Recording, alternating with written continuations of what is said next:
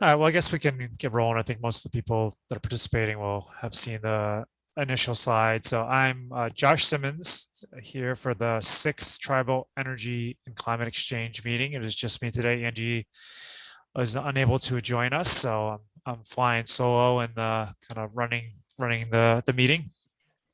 So the purpose of these meetings is to help California tribes pursue their energy and climate goals by connecting to regularly exchange knowledge on tribal clean energy and climate change adaptation topics, issues, concerns from the field, to be able to learn, share feedback on opportunities and resources from tribal serving agencies, state and federal, and nonprofit.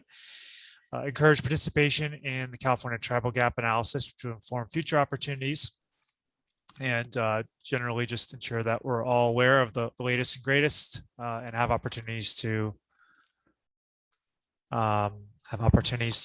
actually, Coral or Sarah, do you have the ability to kind of look at participants and admit them as?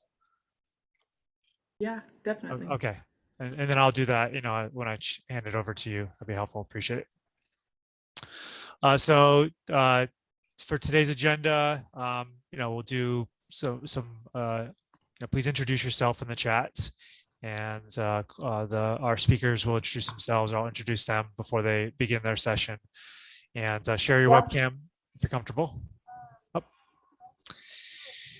So yeah, in the chat, please name, organization, location. Just somebody getting feedback from somebody. So also, if you're not speaking, please mute yourself. I'm getting feedback from somebody on a call. Oh, I think I found it. Sorry, it's much easier when I have Angie here as well, so she manage these things together. So I'm going to give a brief update on where we're at with the California Tribal Gap Analysis and provide some background for those who have not participated in prior meetings or otherwise not familiar. We'll do a roundtable of announcements and discussion on announcements and topics, and then we'll move into our featured discussion. I did not update this. So the featured discussion today is going to be Strategic Growth Council's new regional climate collaborative program. And I encourage you during that to enter questions in the chat. So update that in real time, and then we'll talk about the next steps for the California Tribal Gap Analysis and future text meetings. So the California Tribal Gap Analysis is funded by the California Energy Commission and is being administered by the Strategic Growth Council, led by Prosper Sustainably, and our team to first and foremost identify tribes' priorities, needs, and barriers in the areas of clean energy and climate change adaptation and resilience. And from this analysis to provide recommendations to the state for future programs, such as the one we're talking about today, which will provide funding, technical assistance, and other resources to address the needs identified by tribes. So these recommendations will be primarily informed and shaped by the tribal input we've received through the California Tribal Gap Analysis questionnaire. So I just want to take a moment to really celebrate that. I think we had 71 responses from tribes throughout California, which I think is absolutely tremendous. And really excited to start to dive into the analysis and the results of that, and start to share some of the findings and recommendations. So key steps. We are certainly far along in this process now. We're at a point where we just completed administering the tribal questionnaire. Secondary research is ongoing and may even continue into the winter as we're continuing to conduct data analysis and drafting the report. But we are now moved into the stage of data analysis, supported primarily by UCLA. And we'll be issuing a draft report for feedback to everybody, including those state agencies and all tribes, even those that didn't participate in the winter. The tribes that did participate, if you have not already, you will receive a copy of your response, as well as a direct link to the database of resources that we developed through this project, funding opportunities, and other resources that can help you pursue your climate energy goals. You should be receiving that in likely the week after Thanksgiving. and we'll be releasing the final report for this project no later than March 31st.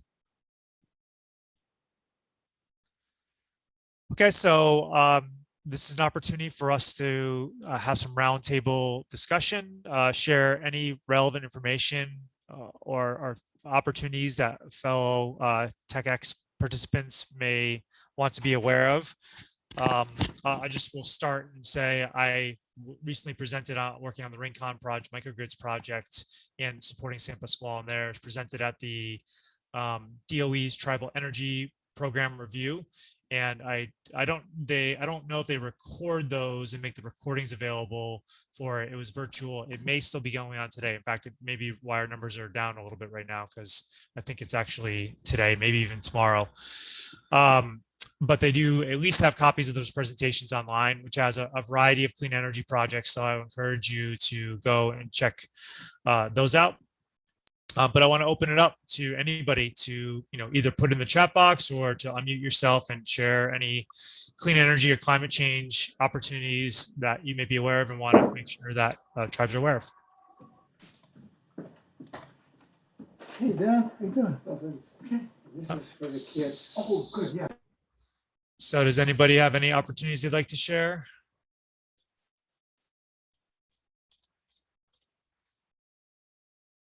Okay, well, Angie's usually one of the best people to, she's on, kind of has her finger on the pulse of all the opportunities. I think there's just a ton of funding that is actually coming out and available, and we will continue to update the database. Even if you didn't participate in the questionnaire, you can actually find a copy of the database from actually under last text meeting, the text meeting number 5 on our website, and click into the live one and get the latest on that. And we update it periodically, not necessarily on a daily basis. And then also, if you know of other opportunities, please email them over to Angie at ahacker@prospersustainably.com. Okay, so our featured discussion today is going to be the Strategic Growth Council presenting their new regional climate collaborative program. And we have Coral, who is the main person overseeing the California Tribal Gap Analysis project, as well as Sarah Risher, a program analyst, both with the Community Assistance for Climate Equity program for the Strategic Growth Council. So I will turn it over to you, Coral. Actually, you're already co-host, so you should be able to take the controls and share your screen. Perfect. Thanks so much, Josh. And I think Sarah's going to do the screen sharing, and I'm going to be the one talking at you all for a little while, but hopefully can pivot to discussion soon.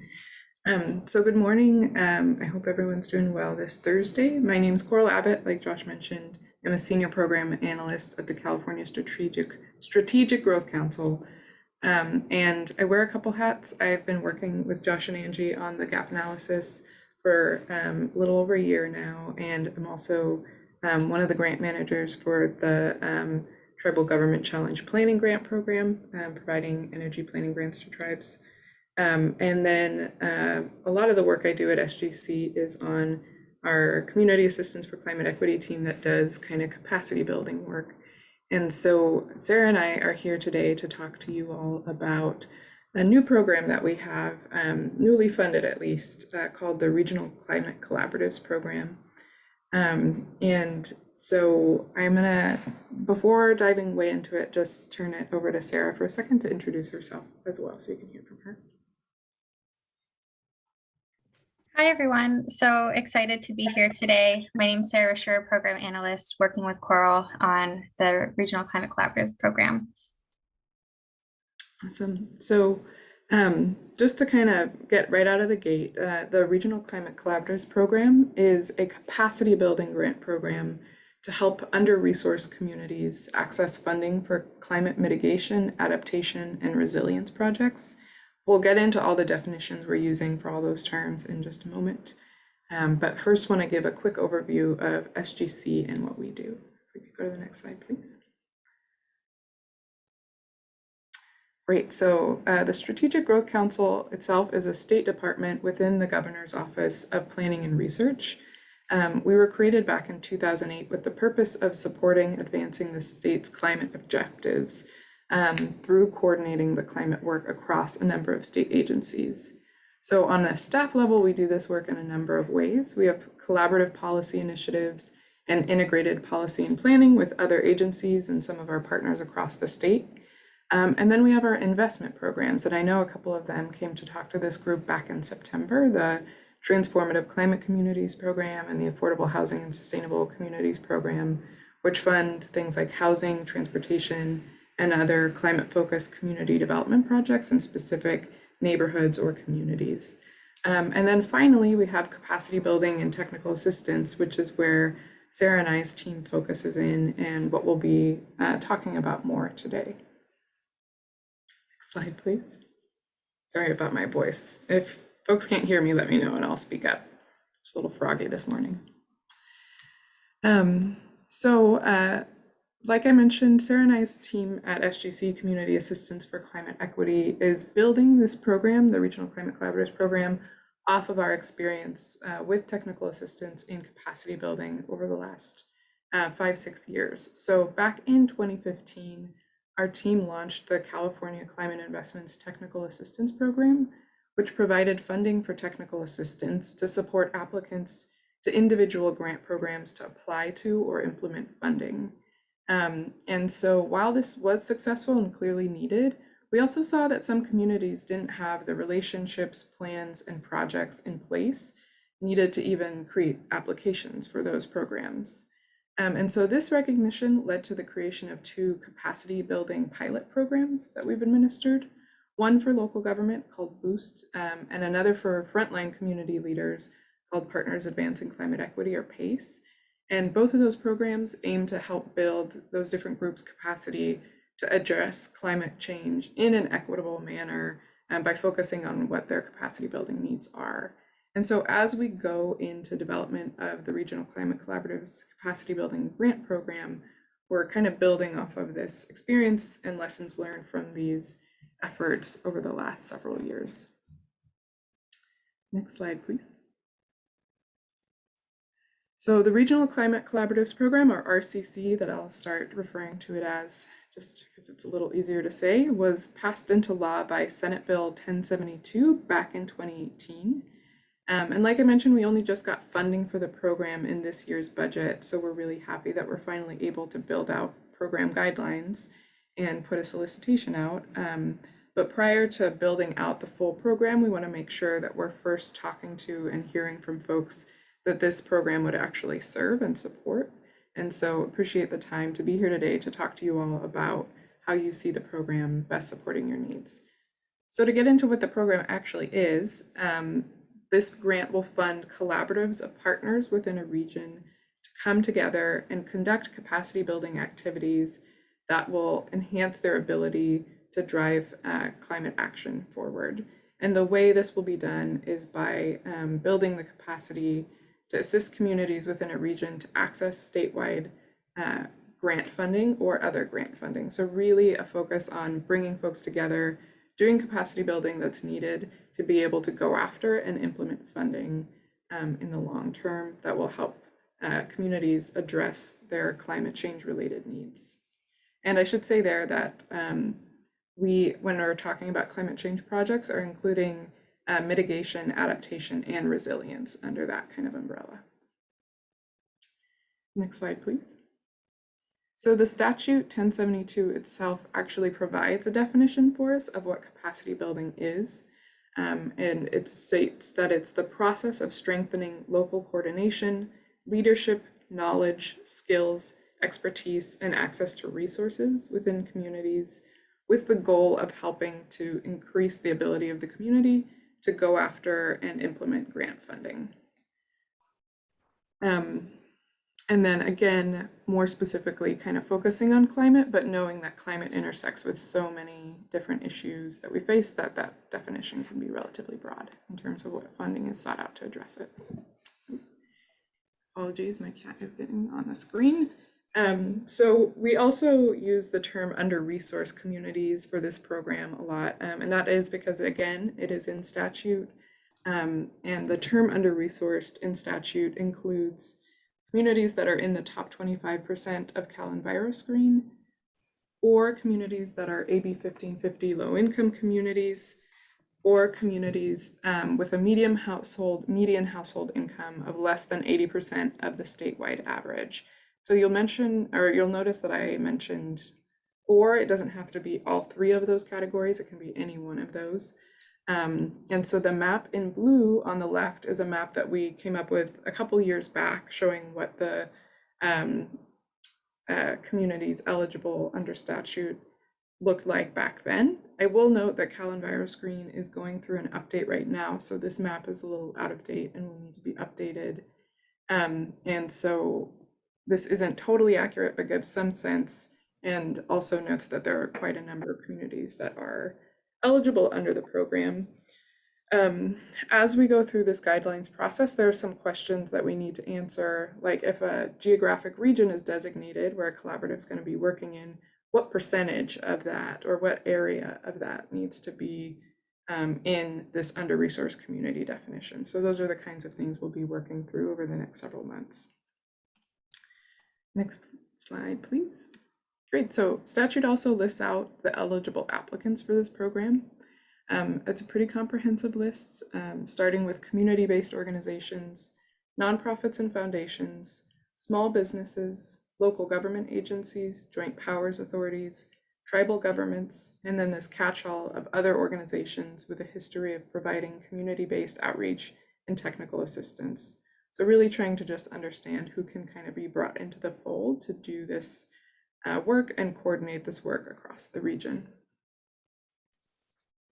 Next slide, please. The statute also calls for collaboratives to come together and form a collaborative stakeholder structure, and with this structure, submit their application based on a shared vision for the work that they'll be doing. In addition to that, each collaborative is required to select a managing stakeholder that's able to demonstrate the organizational capacity to complete projects and the financial capacity to receive and be accountable for the grant.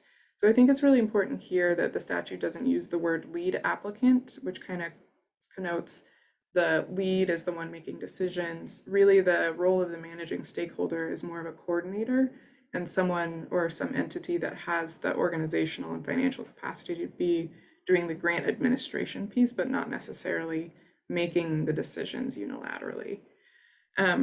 The statute also requires in this section that applicants have to submit a memorandum of understanding that describes the governance and organization of the collaborative stakeholder structure. So it's a quick piece in the statute, but it's really important, and I think something we want to make sure we get right, that the way the different partners are organized in the collaborative stakeholder structure creates a mechanism for each partner to have a role in the decision-making process that's very clear, with an eye towards groups that are typically left out of decision-making processes in these types of collaborative structures, making it very clear that their voice is not just kind of being tokenized in there, but not really contributing to the decision-making. Okay. And then I think we can move to activities. So statute also lists a pretty long list of activities that collaboratives will do to actually build capacity. Sorry for all the text on the screen. I know it's a little overwhelming. I'll go through these. But what I will say is that this list is not comprehensive.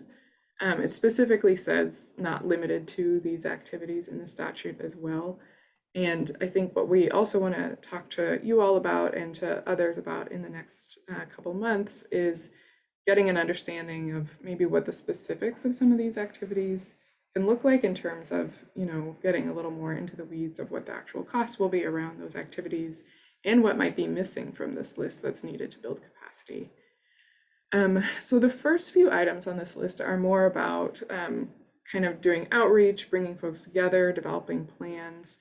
And the second set of activities are more around actually providing technical assistance to applicants. So I'll run through these quickly, starting with conducting outreach and building awareness of competitive grant programs, followed by convening stakeholders to discuss community needs regarding projects that are eligible for statewide competitive funding, and then going a step further and actually developing community and project plans that could include climate action plans. It could include others.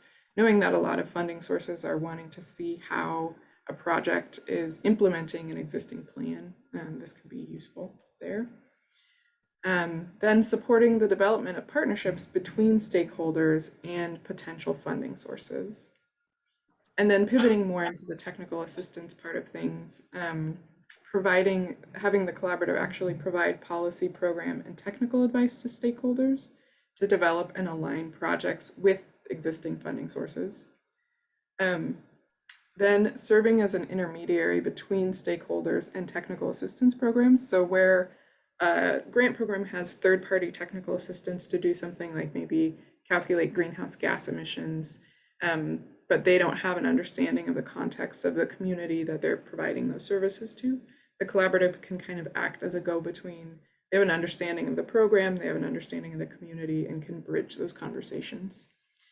And then coordinating and implementing assistance and training to stakeholders in grant application development, project management, implementation, and monitoring. So understanding what the training and assistance needs are around grant management and application.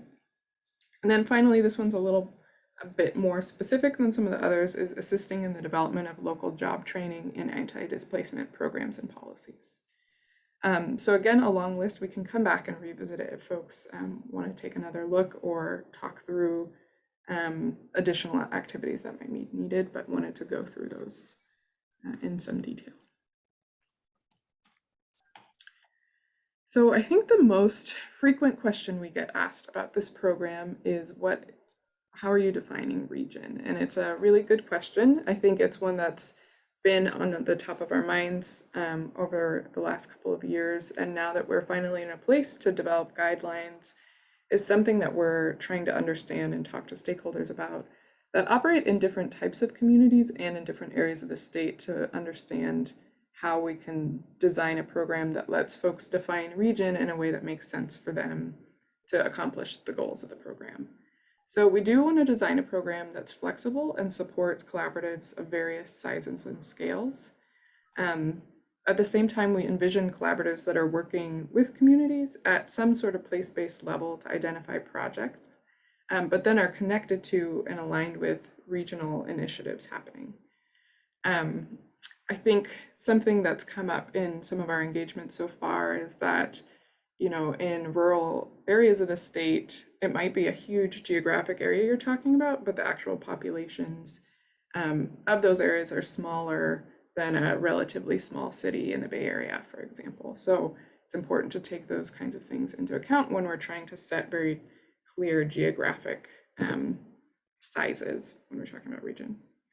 And then finally, the legislation also says that RCCs need to leverage, complement, and build on existing regional efforts and resources for capacity building and technical assistance. So we know there are structures in place already in parts of the state where folks are bringing partnerships together, doing this kind of planning work, and so want to make sure that we find a way to design the program so that they can apply and use the funding for the intended purpose to meet the goals of the program, but not have to recreate the wheel and create entirely new partnership structures for themselves.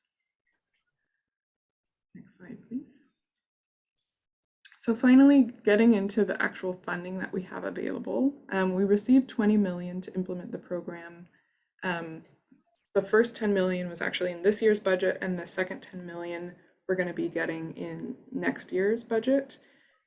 We are considering splitting the funding up across more than those two rounds, and trying to understand whether there are some communities that might not be ready to apply in these first 2 years, might want to wait till the third year to apply, understand what others have done, and kind of get their teams together. The statute calls for a 3-year grant term, so that's how long each grant will be.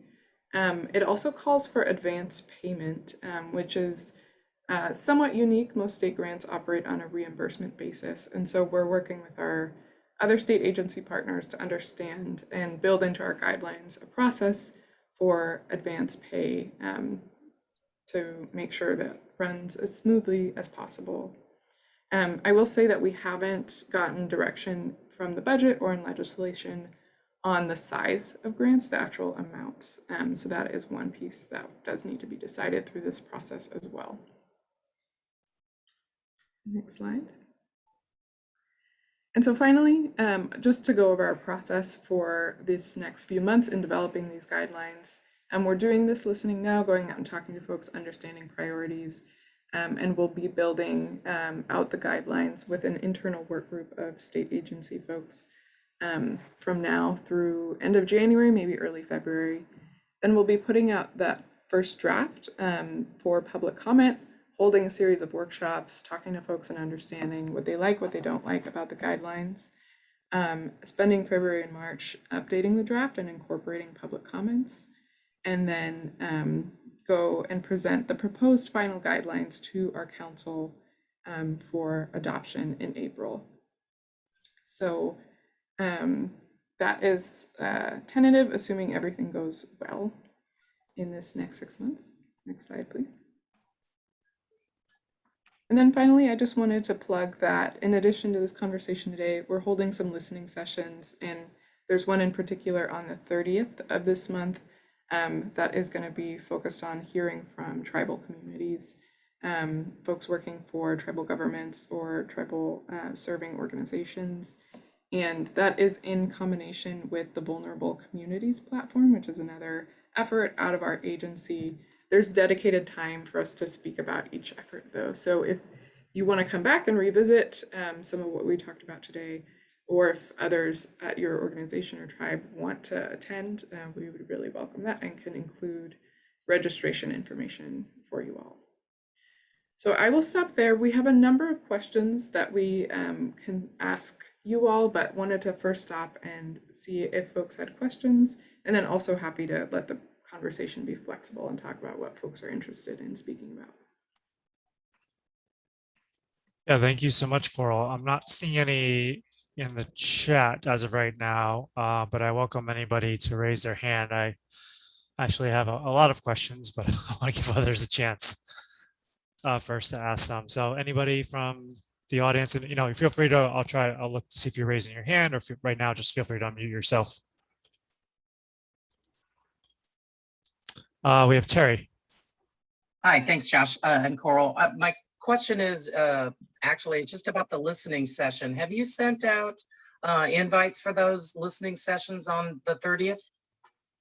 We have, yeah. And we can include, we've been working with a number of other agencies to get the word out about it that have kind of a larger network than we do. But we would really welcome if you wanted to also spread the word at all. And we'll include the registration link in the chat here as well for all of the other webinars we're doing. Great, thanks. Coral, that wasn't part, I don't recall when I sent out that e-blast, I didn't include the tribal specific webinar, did it? I thought you might have, but maybe I included all of them, but I don't think at that point I had noticed a tribal specific one. So I don't know that I flagged that one out or pulled that out specifically. So I can also try to get it out to if there's a separate, I haven't actually seen a separate one either. So if you can forward one to me, I can make sure that I even send it out to the text list. Absolutely. Yeah, we'll get that information to you all right away. So other questions about this new and exciting program?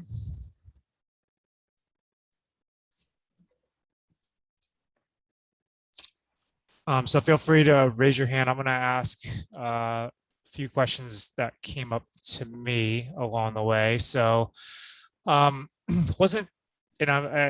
sounds like you're still kind of working through this in terms of eligibility. And I'm trying to kind of wrap my head around how eligibility works, because there's eligible applicants, but then there's eligible projects and eligible locations.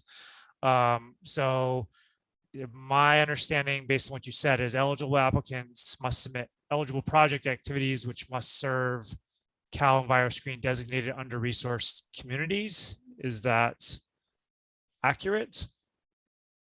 So the under-resourced community, to start with that one, it can be Cal EnviroScreen, that top 25%, but it's not only. So it also includes two other definitions to qualify for under-resourced. There are like 3 categories. So AB 1550 low-income communities, and then communities with an average household income of, sorry, I forget this one, of like 80% of the median, something like that. I can get the specifics. But so how it'll work essentially is we'll put out a solicitation.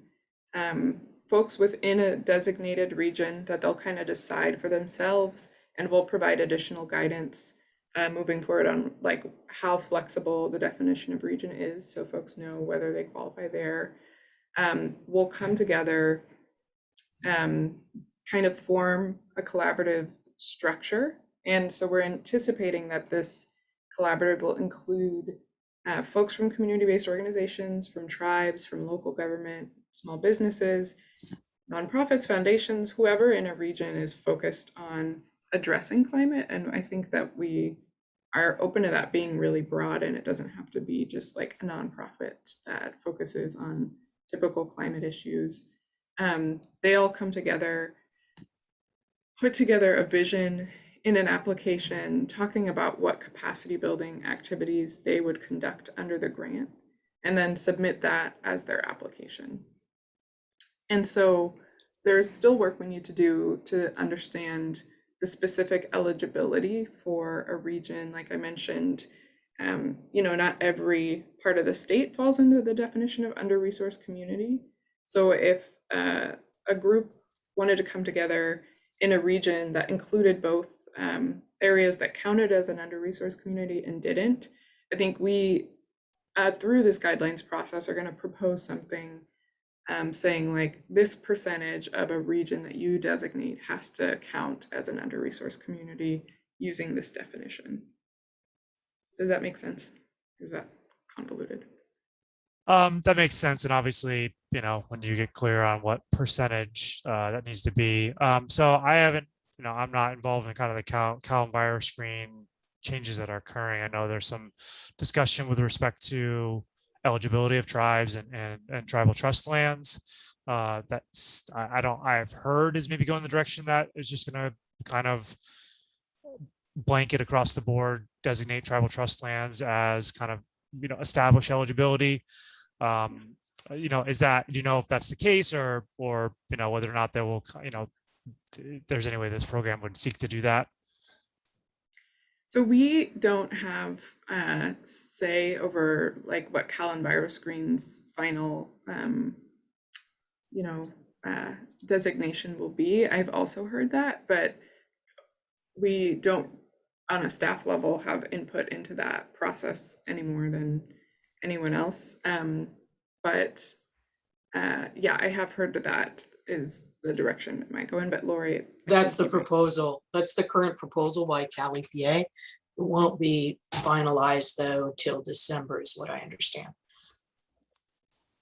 Okay. All right. So it sounds like, timing wise, this could work out well. And what is the timing of when you expect to have, like, the first round of funding would be expected to be released, or there's the timing of the GFL or whatever you want to call it. And then there's the timing of when the funding starts. Do you have any sense of when a solicitation be released and when the funding would start? Yeah, so we are hoping that when we put the final guidelines out in April of next year, we would be able to post our notice of funding availability at the same time or very shortly afterwards. We want to get the funding out as soon as we can because we know there's this huge influx of federal and state climate funding and want to start helping to build capacity as soon as possible so folks can access some of that funding. And I think we're trying to understand the right amount of time for the application period, understanding if like 3 or 4 months would be enough for folks to pull together a team, develop an application.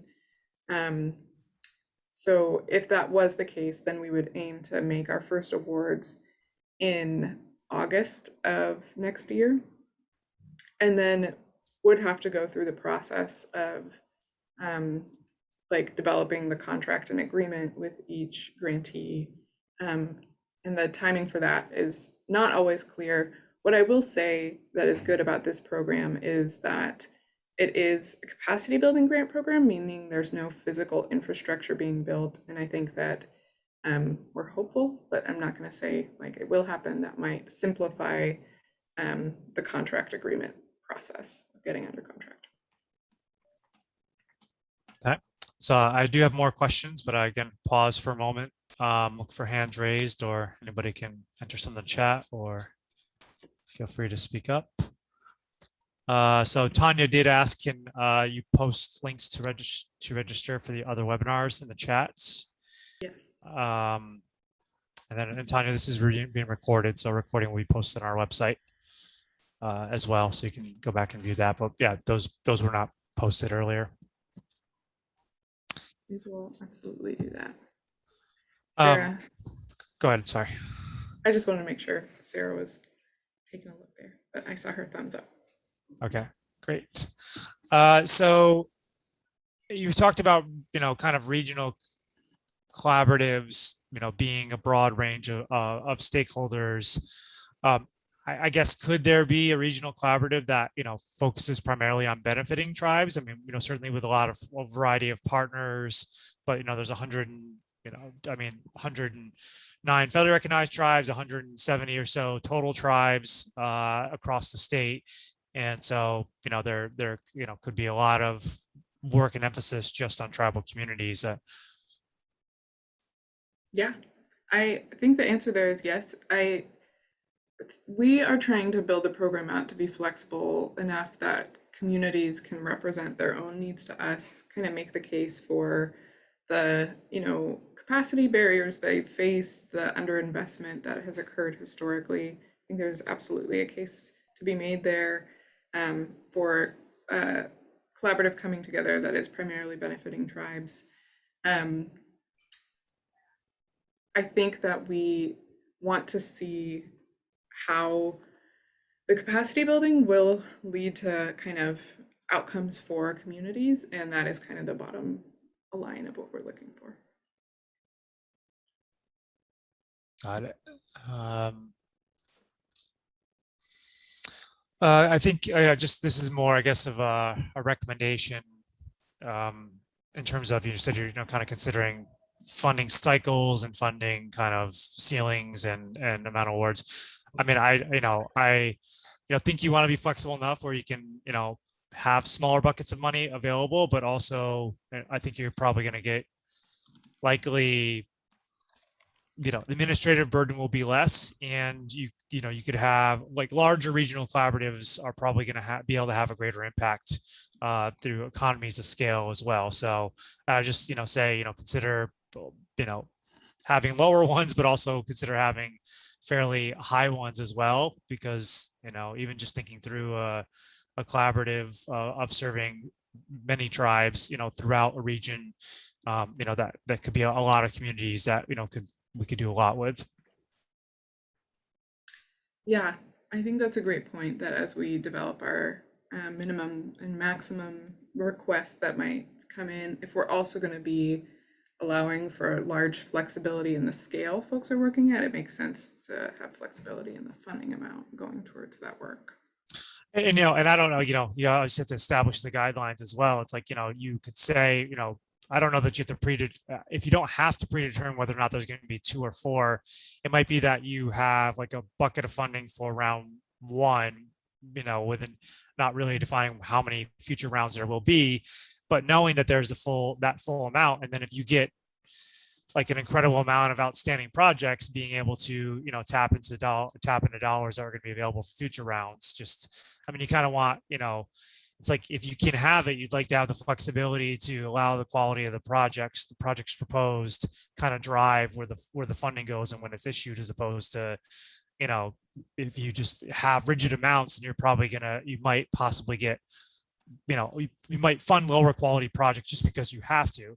And on the flip side, say in round 1, people aren't prepared to submit quality applications. Maybe you have a minimum threshold in scoring where if you don't reach that, and that you can take some of, if you don't allocate the full amount of funding that you anticipated for that round, then you can move some of it to future rounds as well. And the CEC kind of has their own kind of minimum thresholds for their scoring criteria as well. And that, could be kind of a quality control mechanism. Okay, a minimum threshold for scoring criteria in terms of the dollar amount that's being requested? No, in terms of like whether or not like they're funding eligible, like, you want them, let's say it's 100 points, you want them to at least score 70, as opposed to saying, we're just gonna give everybody the money until it runs out. I don't, this is just my perspective, somebody, pursues these and works on these as well. And has some insights into, agencies managing and trying to have, high quality projects as well. Absolutely. Yeah, I think that's really valuable. Also, quick clarification, we made an error on that slide. It should be 2 or 3 rounds, not 4, since we have to spend all the money down by 2027. Okay, great. So any more questions from anybody else? And Coral, you said you had some questions for the group. There is a question in the chat from Dean. For grants in general, are there match requirements? Finding matches can be difficult for tribes. Yeah, that's a great question. So for this grant program, there's no direction in statute, and I don't think there's been direction from stakeholders or anyone else to require a match for this grant program, in part because it's a capacity building grant program. And so we know that the communities that need this are the ones that might have difficulty in finding match. So it's not currently anticipated, but we'll also make sure to mark down that would be a barrier if it were to be included, in case it comes up in like future listening or comments that we get that we're hearing from others that it should not be required.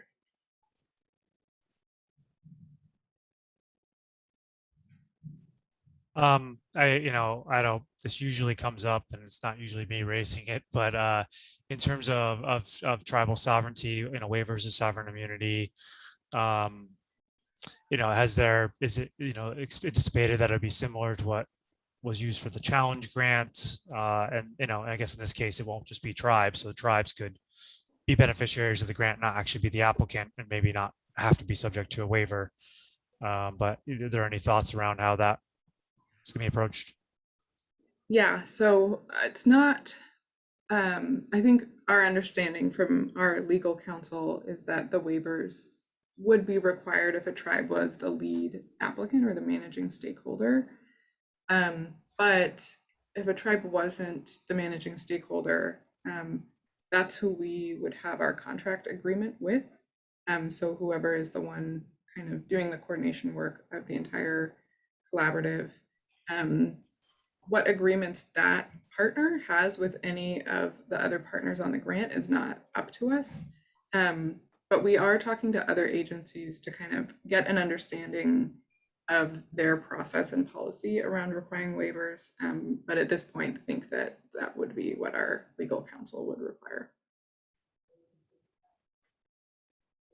Thanks. Yeah, of course. So we do have a number of questions that we put together that maybe could just spark some thought. We don't need to cover every single one of these, but just sorry, I'm just listening to a podcast. So just wanted to maybe let these spark conversation or idea. So we have these 3 on the screen, and then we have a couple others, but maybe just starting here, understanding if there are specific partnerships that you are looking to develop within your region that you think a grant program like this could help with. You don't have to name specific names when you're answering this, but if they're like types of organizations more. Yeah, and then understanding any like, a big one is I think that we are trying to understand how we put together collaborative stakeholder structure requirements that don't kind of infringe on tribal sovereignty in a way that we weren't anticipating or expecting. So if there are examples of programs that have done this well that you've been a part of, we would love to learn about those, or other programs you've been a part of that have like used collaborative processes in a way that has also worked well for you. And then understanding, if we want to jump to the next slide, Sarah,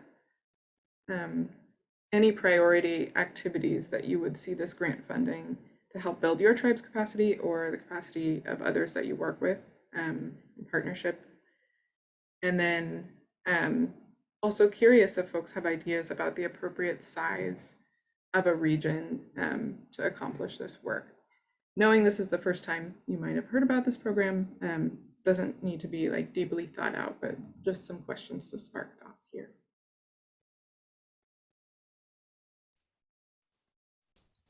Great, thanks, Coral. Unfortunately, we don't have Shasta and Angie along. Shasta's usually pretty good at motivating questions. And could you pull the questions back up just so people can, see and kind of flip back and forth? Yeah, and we can also pop these into the chat, which might be a... Okay, I mean, I like to start, one at a time just to make sure we pause between each one and give people a chance. Yeah, first of all, what partnerships would you seek? You're as a tribe, you would seek to advance your tribe's climate goals. Any specific partnerships that anybody on here would like to be able to advance that they think would help them in pursuing their climate goals that they don't already have?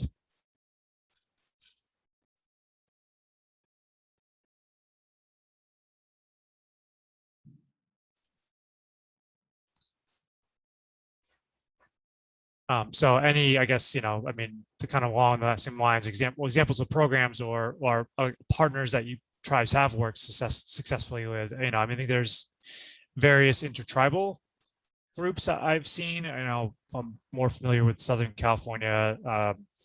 There's the Climate Science Alliance tribal work group that works down there. We're working on the Tribal Climate Health Project. Let's see here. Somebody want to speak up?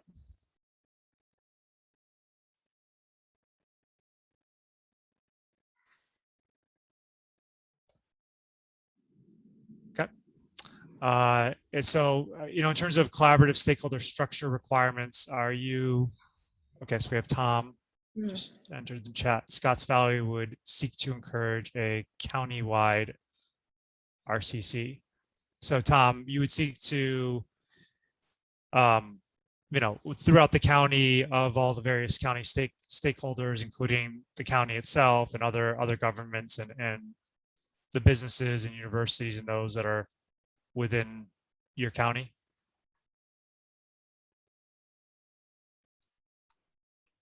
Yes, I think that's what we like to do. There was an effort to start this a couple of years ago, and it hasn't been pushed forward. And I think, as always, the challenge is having the financing to identify and put in a responsible managing stakeholder with the capacity of staff to see it through to a positive fruition. So I think that's where we're stopped at the moment.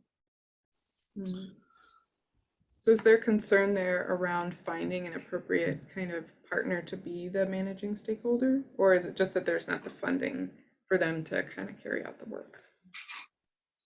There's not the funding. Okay. And that's the primary holdup, as always, is there's just not the funding, as I say, to identify and retain a qualified managing individual. And in our case, Scotts Valley is a player among players. While we have 7 tribes, I think even the tribes themselves will recognize we need a larger RCC than just the tribes to advance what is needed here in Lake County. And we all kind of see the county as a holistic approach to things. And so the collaboration, as Joshua said, would be more than just the tribes. It would be the tribes integrated with the county, the cities, businesses, other interested stakeholders. We don't have universities. We have community colleges. We have one small private college. But to try to put all that together in some cooperative approach that could come up with common goals, which I think we've already identified in previous sessions. But as I say, we just haven't been able to take that to any other higher level of development. It's great to hear that there's already, kind of a group of folks who have come together and identified a need for that kind of support. And I think it sounds exactly like what RCC would be trying to fund. So really glad to hear there's already maybe like a ready-made group of partners that would be ready to apply for this. Tom, what was the collaborative that you were pursuing before? Was it focused on climate change, or what was the topic or the topics that collaborative was focused on, or was it just kind of general, like a more general collaboration? It was definitely climate change. It was definitely focused on self-sustainability. Lake County is surrounded by rather high hills or low mountains. So ingress and egress out of the county is a challenge. So we were looking at sustainability in the forms of energy, trying to figure out how to divest ourselves from one IOU and have microgrids and alternative energy production available in the county using the resources of the county, which is primarily forest material. Those kinds of ideas were the focus all around the realization that we've got to do something to address a change in how we produce and carry on our lives that so devastates the climate as we see it today. Great. Thanks, Tom. I see Tanya's hand raised. Tanya? Hey, yeah, I was just sort of putting in the chat that we've been doing a training for community energy resilience communities of practice. So bringing together, all sorts of folks from 4 different regions in the state of California to go through a series of workshops in order to get them ready. And I just want to echo what the previous speaker said, which is that sometimes it can be a little hard, if there can be a rhythm created for the funding opportunities where people can expect that there will be some sort of a solicitation, and then stage gates, and then a full proposal.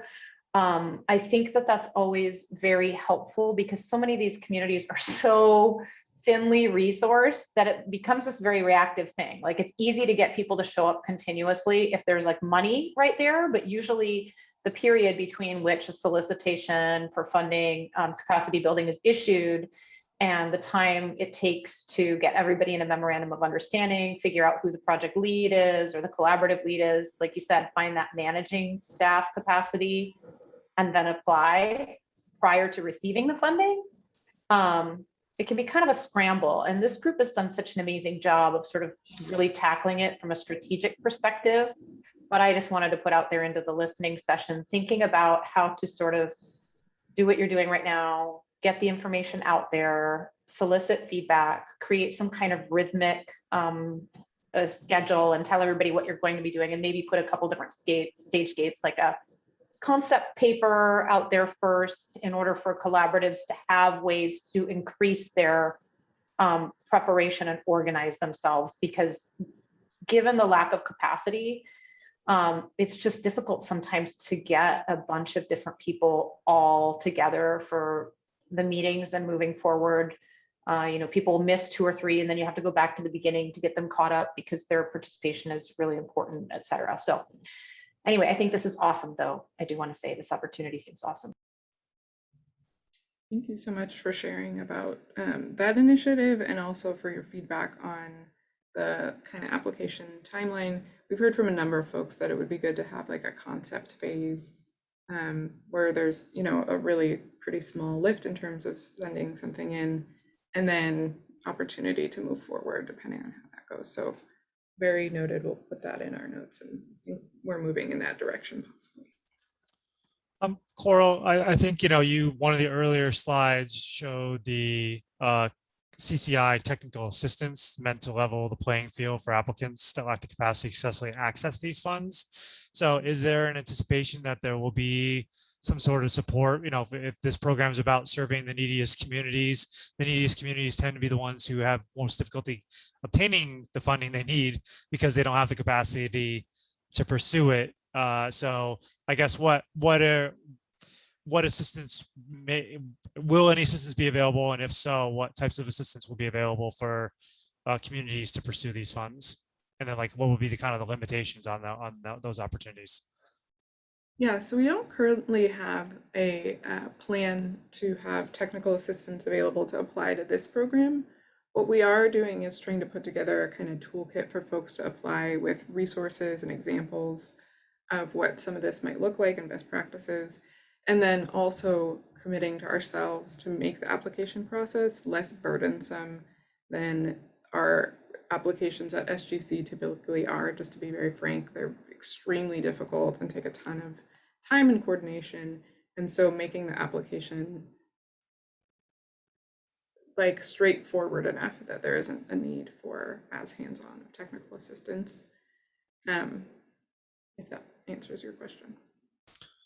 Okay, so there's not going to be like the CCI technical assistance would not be necessarily available at the time to support people submitting applications. Because if there was something like that, and I know you don't, it's difficult to just make that available and ensure that the people who need it actually access it.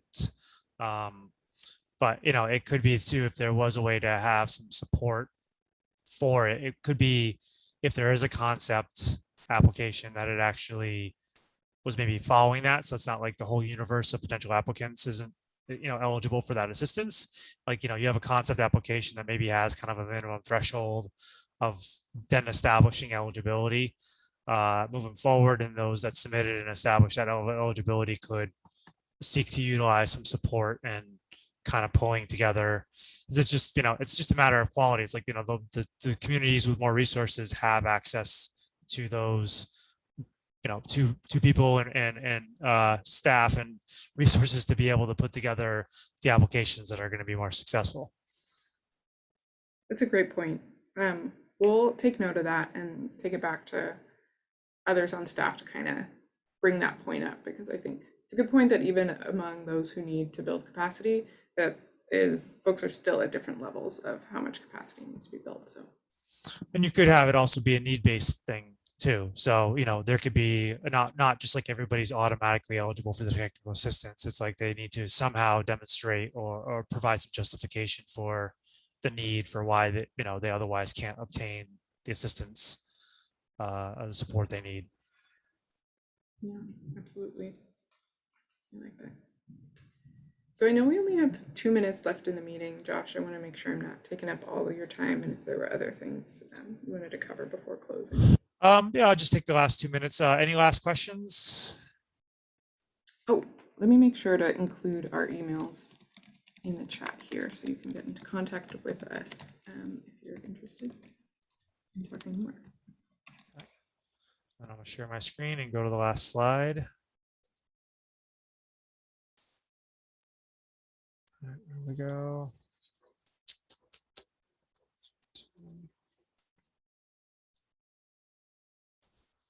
Okay. All right. So, the next steps for those who participate in the California Tribal Gap Analysis Questionnaire, you will be receiving responses, your copy of your response. Each tribe responded. The respondents themselves will receive copies of the response if you haven't already in early December. We will be issuing a draft report, California Tribal Gap Analysis report for feedback sometime in the upcoming winter. So we're excited to release that and the initial findings and receive your feedback. And if you have, for the future TECX meetings, if you have ideas, preferences, or if you any future content, any future programs you want to hear more about, particularly from state agencies, please send me an email to propose any topics. And we may have one in December. We may kind of hold off on the holidays and resume in January. So we'll kind of to be determined based on the call for speakers and if we are able to line somebody up. I saw one more thing in the chat. That probably was you, Coral. Okay, I don't see anything else. Well, I want to say thank you so much, everybody. I appreciate you participating today. The slides will be posted, as well as a recording of the meeting eventually on the California Tribal Gap Analysis website. I'll send that out likely along with a link to the tribal specific webinar for the new program. And again, really appreciate all your time and all the great work you're all doing. Have a great day.